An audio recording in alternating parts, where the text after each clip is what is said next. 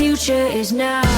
Broadcasting from the Queen City, breaking down business, leadership, community, and family. Here's your host, the President and CEO of the Northern Cincinnati Foundation, Erin The future is now. I am here with Frank Dupps, CEO of the Dupps Company. We are so happy to have you today, Frank, on What Gives. Very happy to be here, Erin. Thank you. I like what you've done with the place. We are actually shooting today, and thanks for highlighting that, at the Middletown Community Center. And this is the game room. Which is awesome. It is awesome. Yeah, it's so cool. And recently, I made an introduction to King Hightower II with Hightower's Petroleum. He's an energy executive. What a great company that is, huh? What a great company that is, Yeah. absolutely. And Matt King, who's also at Hightower's Petroleum. And we were talking about, endowing as well as building, capital campaign as well as endowment campaign for the Middletown Community Center. And I'm going to highlight you and commend you on this. You stepped up to the table to lead that endowment as we build that. It's a $5 million goal that we have. The Dupps Probably Company. still have a long way to go, though, right? We still do, but you put in $100,000, which is very significant. Just very small, but but it's You can something. give it's more at something. any time. Right. I mean, I like to get my feet wet a little bit before I dive in head first, right? That's right. I just met this guy. He's a great talker, good-looking dude, and everything. But like, hey, I'm giving him $100,000. I'll just get my toes wet. That's right. Yeah. You've got to get a feel for it. Amen. So really, we want to dive into your background. You are just really making waves, I feel like, in this region. And so I really want our audience and listeners to get a feel for you and the Dupps Company. Can you educate us on what you do and how the business got started? Yeah, so let's start with our family origins. Our family origins started in Cincinnati, Ohio in the early 1900s. When Cincinnati was coined the name Porkopolis. And there was a reason it was named Porkopolis, because it was known as it was probably one of the largest, if not the largest, pork slaughter and packing house regions in the whole United States. Wow. So because of that, you had, at that time, a number of pop-up businesses around Cincinnati that were servicing that industry. Mm-hmm. And one of those companies was called Cincinnati Butcher Supply Company. Okay. That was where my great-grandfather was a salesman.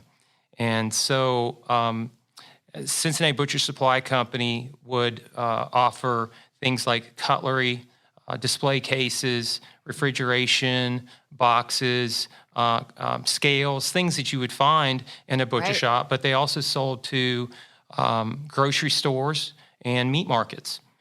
So as the story goes, my great-grandfather was at a butcher shop one day and talking to the owner proprietor, and they were loading all the scraps of the day into these baskets. Right. That's what they used to put fat and scraps in, these big baskets.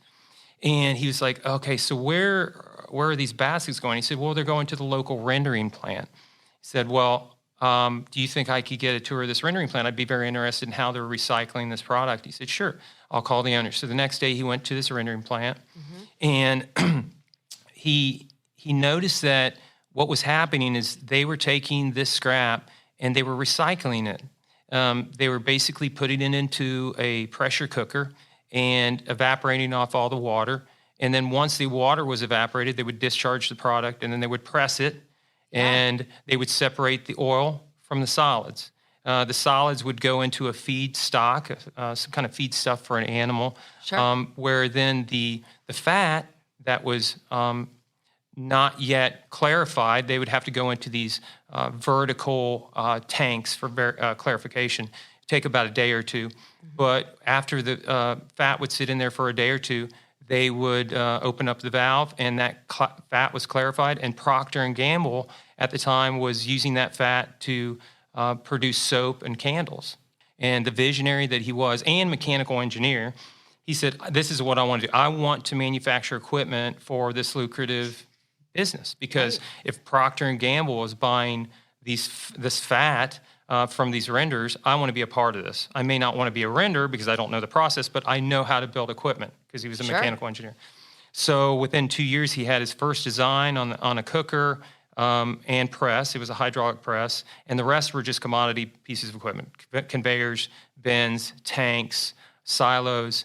Everybody knew how to build those, but he had his first design, and he fabricated his first system, and he started building this equipment for renders, and he grew this operation from 1935. So he founded the John J. Dupps Company in 1935 in Cincinnati, Ohio, and from then until 1948, he really grew the business tenfold, and so much so. In fact, just an interesting side fact, his business was located on Central Avenue near what they called, and I have the original price book, so I know this address.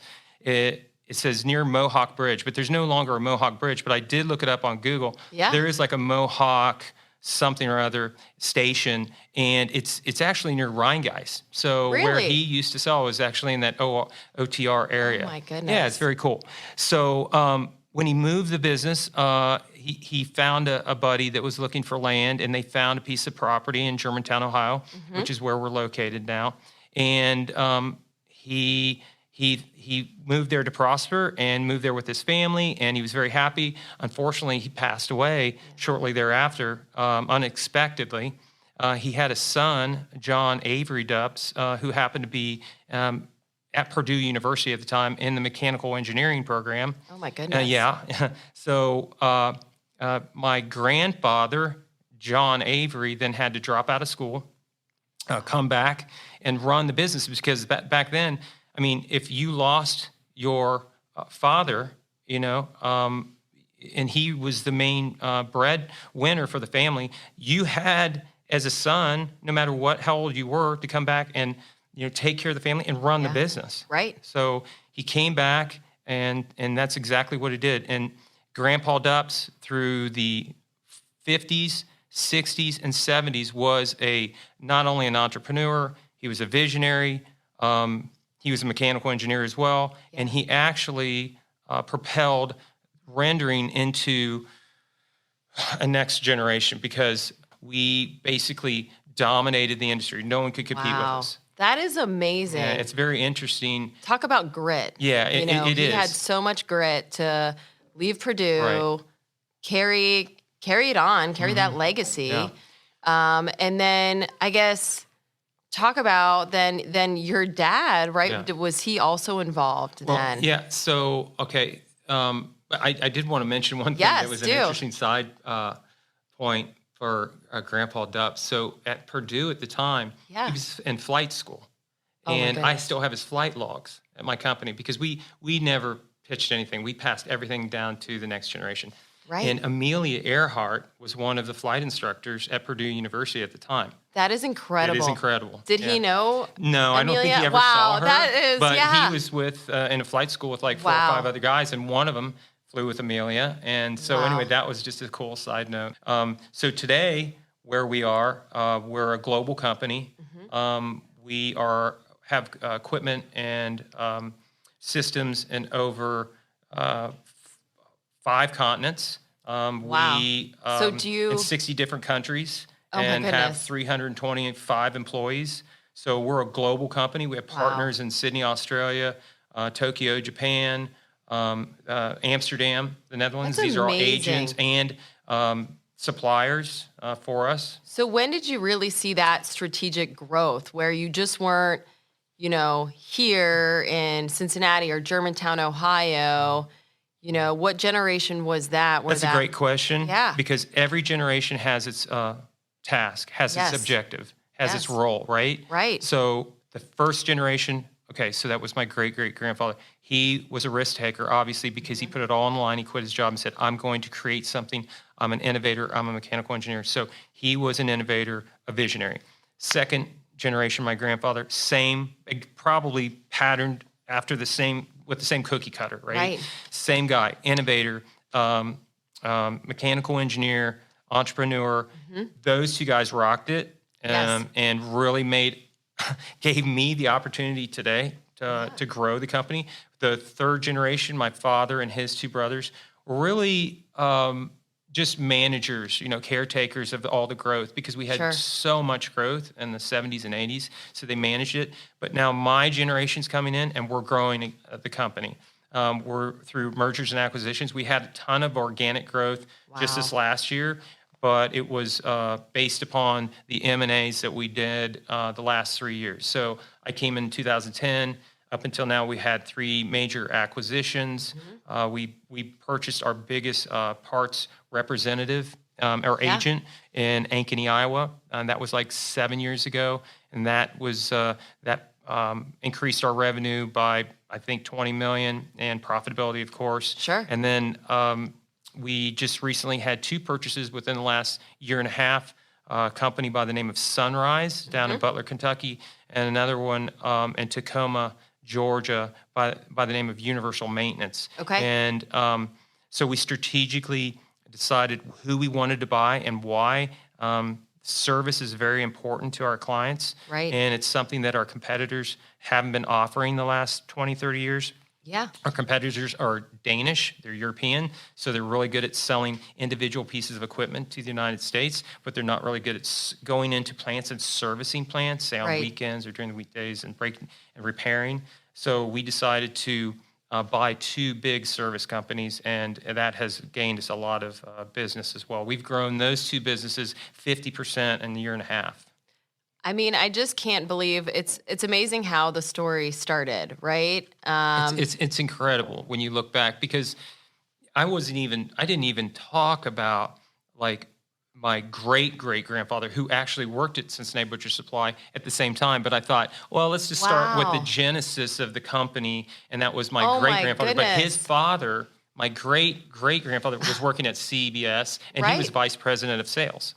Oh my goodness. Yeah, it goes back a long, long way. It really does. So just like wrapping my head around all of that, I have to say I met you probably about a year ago, I think it was.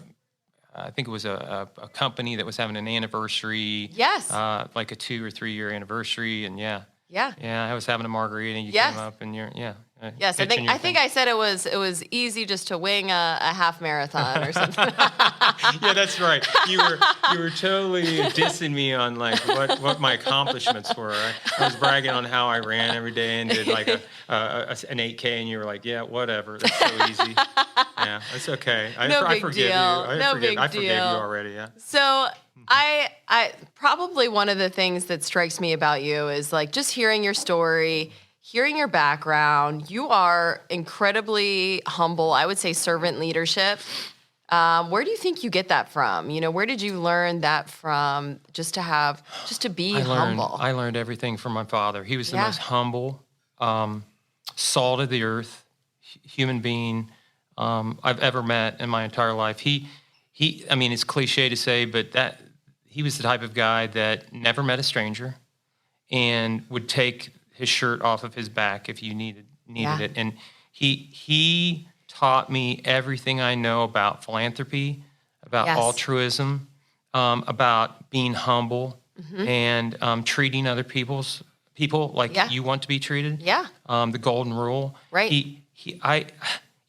When we're younger, in our teens and even early 20s, you don't appreciate that. You kind of look at your dad as like, I'm smarter than him. I'm going to outdo him, and you back talk. But man, I'm telling you, when I got into my late 20s and 30s, he was my mentor. I admired him, and I would just sit there and watch him in action. He was so fluid with people, and people loved him. And he was, I mean, when he passed, the front page of the Germantown press said the patron saint of Germantown has passed. I mean, they loved my father. He poured into Germantown, Ohio. Of anybody, but he would give everything. I think he and my uncle John established the Dupps Company Charitable Foundation. That's what I was wondering. In the 90s, early 90s. Okay. And we started off with like 1, 2, 3 charities, and today we have like close to 100 charities that we give to. Yeah. Can you talk about that? Because I find you as such a giver. So you learned this from your dad, and the fact that you are so humble in giving. And so I guess I want to dive into, what are you passionate about with your philanthropy for the business and kind of like your why? Yeah.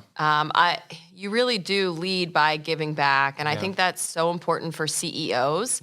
Across the board, to support, give back, give somebody a chance. So one of my, I would say, one of the things I'm most passionate about is the welfare of children. I love that. I think that probably all started when we had a giving tree at the Dupps company. We have a number of different things that we do every year, but this one giving tree was really cool. And we started it about 15 years ago. And what we did is we had a couple of churches go out and assess the needs of some of their parishioners. Right. And they would come back and say, look, we've found 4 or 5 families, and they would like to have a very nice Christmas, and their kids obviously would like to have a great Christmas, and they don't want to feel without. Yes. And we didn't want them to feel without. So we set up a Christmas tree, and this group that works with us came to us and said, okay, here are the items that were requested by the parents and also by the children. So they interviewed the children. And so we'd hang these items on the Christmas tree, and then the entire company would come over the next 2 weeks and pick one of those items and go out and buy that item and bring it in. And then a day or two before Christmas, we'd have our elves. We call our elves. One is my assistant and a couple of other people that volunteer. And they would package all these presents, and then we give it to this lady that helps us. Yes. And she delivers it to all the families. And that started my love for children. Yeah. And now, so I thought, I really want to do something. Well, and just to say too, like the spirit of philanthropy and that kind of giving, right? It's so alive with like this giving tree, and so many churches or food shelters or the local public schools and Catholic schools and private schools, everyone right around Christmas time, they have these programs. And for our listeners, if you haven't, been a part of something like that and wrapped gifts for a family that cool. Doesn't have a winter jacket, that doesn't have a hat, but also they'd like a toy or two. There's no better feeling, Erin, there isn't. when you get to see the faces, maybe not of these children, but the other employees when the packages are driving out, and we've all done our job, we package them up, but the car's leaving, and the faces of the people, because they all feel so great about what they did. And that's the other thing about philanthropy at our company. We could talk about this forever. There's so many facets. Yes. But it spreads like wildfire. Once you start a culture of it, and people see that you're invested as an owner, it just, all of a sudden, for example, okay, we'll remember the Kentucky, I think we had the tornado and the floods. So my father and I used to package up goods and take them to Matthew 21 Ministries in Cincinnati, Ohio, and then they would distribute throughout to whoever needed it. Well, this last time, I didn't even have to say anything. Our employees heard about the tornado. That was the first thing I think that happened, the tornado. And they, by themselves, without any instruction, went out and bought canned goods and water and food and non-perishable, and took it down to Cincinnati one day to Matthew 21 on their own. There was like 14 people that drove down in multiple cars and trucks on their own. This is like production guys, engineering guys, my administrative staff, accounting people. They all by themselves on their own got together and organized this and took it down. And I saw them come back, and I was like, I didn't even know you were doing this. Right. And they were like, yeah, but this is what we do. I mean, this is what the company does. It is what the company does. And that's what they said. This is what the company does. So It's great to know that It's such a good company culture that you're creating with this philanthropy, leadership, giving back to your community where you live, your region. And I just find that, I know a lot of really amazing CEOs like you that are doing that are leading by example and trying to rally their employees, to get on board and participate and volunteer and give back. And so I just want to say thank you because that's amazing what you're doing. Thank you. Yeah, thank you. Yeah.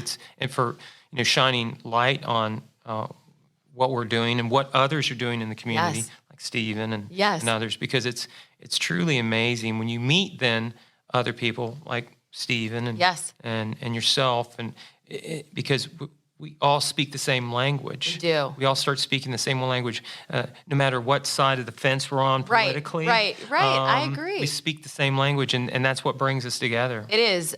Philanthropy is a unifier. Whether in these days, in these times, everything is so divided.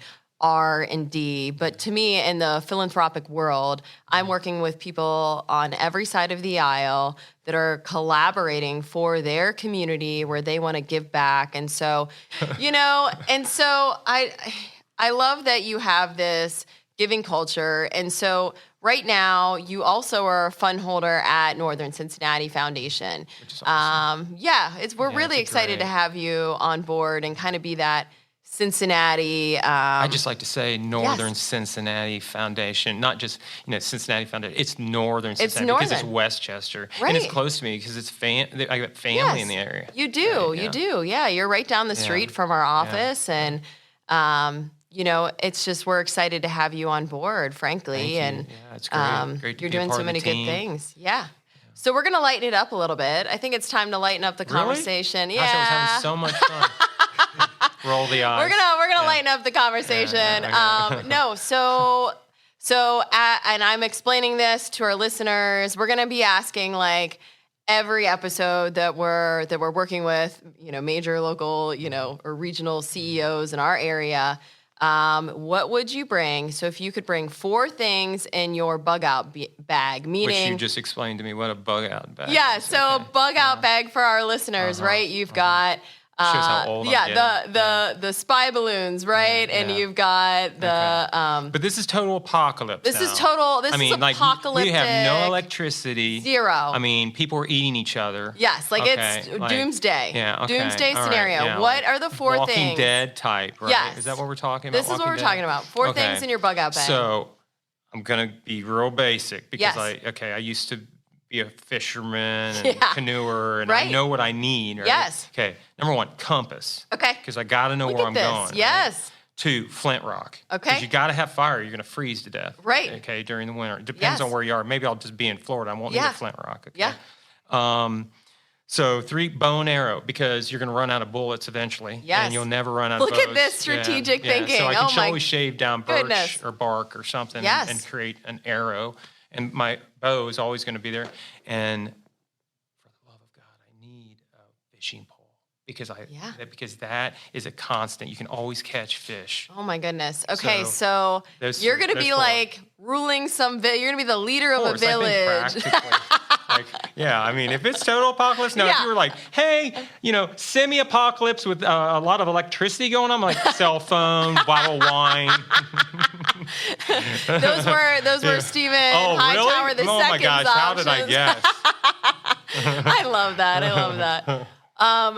So, just talking about the business, obviously, philanthropy and giving back. I guess I want to circle back more on, just regional impacts. I know we talked about giving back. I've got to be passionate about it. But if I'm passionate about it and it's right timing, right people involved, I'm all in. Yeah. Right. I've noticed that about you. Yeah. It's got to be like for example, I went to Fenwick High School here in Middletown, and I'm very passionate about the high school. Last 3 years ago, I donated the tennis courts there. I love that. And because you know why? Because both my daughter Maddie and my son Jack play tennis. Oh my goodness. And that's the only reason I donated them. Yes. Because they love tennis and they made friends their best friends playing tennis. tennis. And they had so much fun, and I Yes. had so much fun watching them play. Right. And I'm like, okay, I know what we're going to do, because Fenwick's coming to me and saying, okay, well, what are you passionate about? What are you passionate about? I said, I'm passionate about my kids and what if they had, wherever they had fun in high school and where they met friends. And so they were like, oh, well, they both play tennis. And I'm like, okay, we need new tennis courts. So we bought new tennis courts. So I love that you give back to Of course. the My alma both the mater. GCL, GDCL. Oh my God, I love Fenwick. Yeah. That's where I met my Foxhole friends, and they're still my Foxhole friends today. They'll be in their apocalyptic village. Those guys, they'll bring the wine. Those guys will be with me forever and That's ever great. and ever. How do you start your day? Because I know I've heard this story typically, yeah. but I think that's pretty All right, awesome. So I'm pretty regimented. Yes. I'll get up at 5 a.m.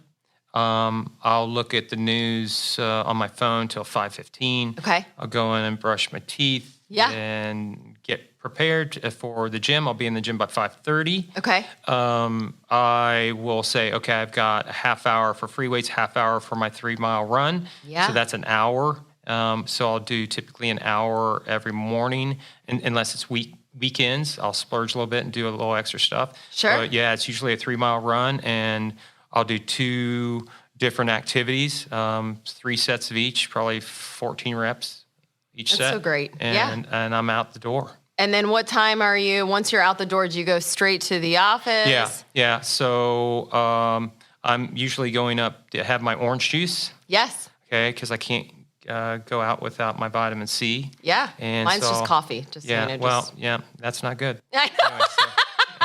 Anyway, gonna have to get on the vitamins. That's and that's the right. other thing I do. I That's take right. multivitamins. I fish love oil, that. I do all multivitamins. that. Vitamin D, you gotta get on vitamin D, Yes. C. Yes. Yeah. Well, we'll talk after this. Okay, Yeah, I'll okay. get Give me you. some I'll get you, coaching, yeah. So, and then I'm out the door by say 8:15 at the office by 8:45. Yeah. Yeah.